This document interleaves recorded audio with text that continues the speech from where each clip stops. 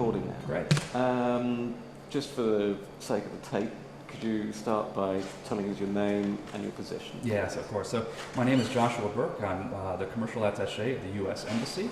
And so our role of the embassy is to help U.S. companies export to Turkey and help Turkish companies invest into the U.S. We also try to just strengthen the overall bilateral trade and investment relationship between the two nations.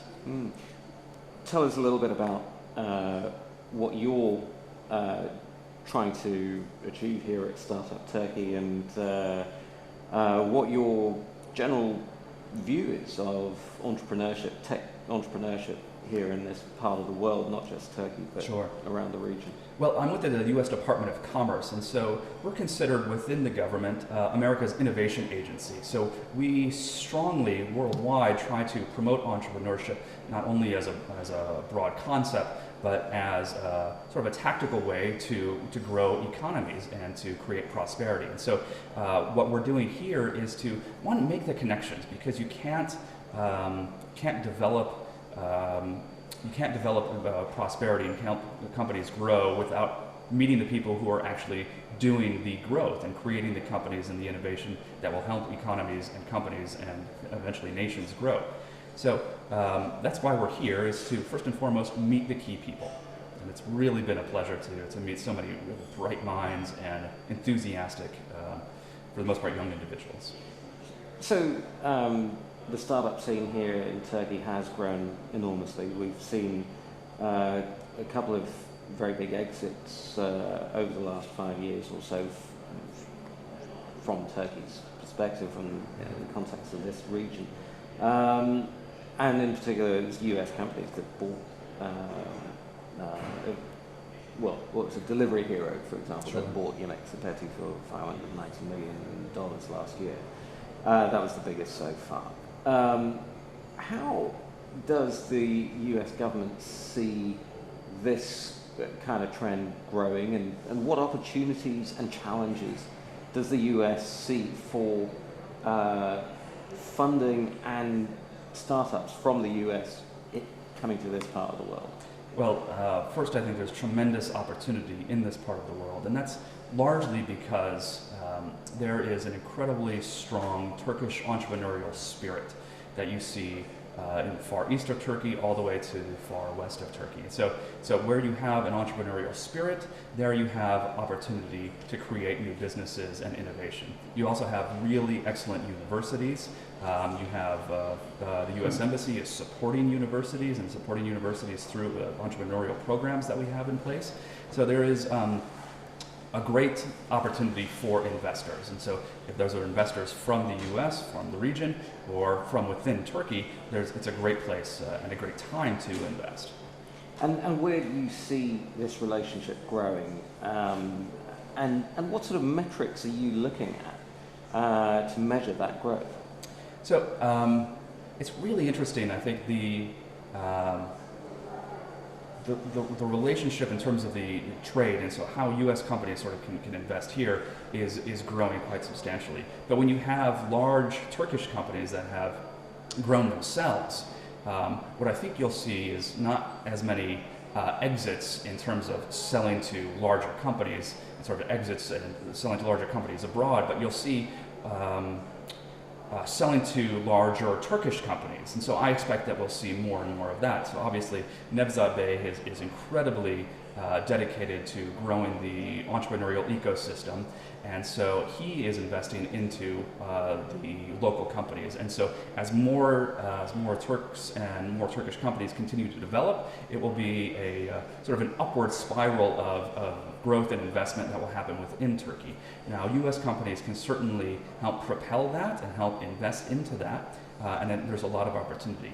The government of Turkey, as you probably know, has just created a very strong incentive program to attract investors. And so if for investors who are willing to put in 20 million Turkish lira, the Turkish government will match an investment into a fund of up to 4 million Turkish lira. So it's a really strong, good incentive to fuel and propel growth in this area. And what challenges do you see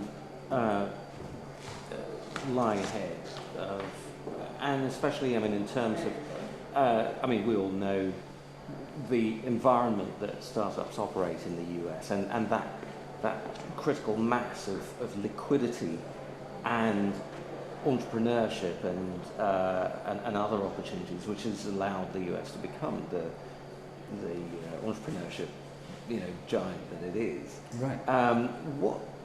What does Turkey and the other countries in this region, what do they need to do to create the same kind of environment that'll allow an organic growth in startups? Well, Turkey is doing a great job in that already. The government of Turkey is investing a lot into the ecosystem through a number of different avenues. A few key areas that governments can take in general. One of the areas, of course, is just infrastructure, providing a very strong internet backbone. So fiber internet, high-speed internet laid coast to coast, if you will, or border to border, all throughout a nation is key. Also providing access to space, just physical space where entrepreneurs can get together, create a nucleus of brainstorming ideas, because these people fuel ideas off of each other, and it's really exciting to see all the people in the same room and how everyone gets motivated from each other. So infrastructure is key. Financing is key in terms of financial incentives in the form of grants, as we talked about, tax rebates, other loans and loan programs. So that's another key area that governments can do. And one of the third areas that I think is really important is on the policy side. So in the US, we have a strong policy, you can call it a policy of failure, a policy and laws that allow companies to fail. That doesn't mean the individuals fail or the founders fail. It means that the companies fail and those founders can then start over and grow. So we do that through our bankruptcy laws. We do that through what we call limited liability. And also we do that through just very strong rule of law. And again, looking regionally in this part of the world, which countries do you see leading in those respects? Well, I think, again, as I mentioned, Turkey has a very strong incentive program. So we have I really admire what my colleagues and counterparts are doing in the Turkish government. It's really exciting to see the growth and sort of the foundation that's being laid here. I guess it depends how you define the region. Obviously, Romania has the fastest internet speeds in the entire region, in all of Europe, including Turkey. So that's one thing that's really encouraging. So I expect to see a lot of great things coming out of Romania in the future. Even Azerbaijan is really interesting right now. They're trying to diversify what we learned yesterday in the talks. And throughout the MENA region, we're seeing countries being forced to diversify away from oil and gas, hydrocarbons, into other areas. And so while this is a challenge for many governments, it also creates an opportunity for those governments to grow in other ways. That's an interesting point. I mean, as you mentioned, oil prices haven't been this low in over a decade. So you're seeing that creating its own set of opportunities for startups. Can you be a little bit more specific in terms of what you're seeing happen in terms of that relationship? How does that work? So we don't cover the North Africa region, but from talking to my colleagues there and what I've casually observed here is that we have a lot. These countries are being forced out of this space, out of the hydrocarbon space. And so governments are creating the infrastructure that we talked about, creating the funding and financing opportunities that we talked about. Entrepreneurs are then entering the space and saying, okay, well, we have these incentives, they're creating growth. And so there are several new startups throughout Egypt, throughout Morocco, throughout Algeria, that are really sort of leading the region in terms of financial technology, even sort of distribution systems, like managing distribution systems. There's a really interesting company that's doing work on taking technology and sort of the data to manage manufacturing in the manufacturing sector, so making sure that machines are running efficiently as possible, and sort of how do you track and manage all the data that's being kicked off of a machine. So really interesting technologies all throughout the region.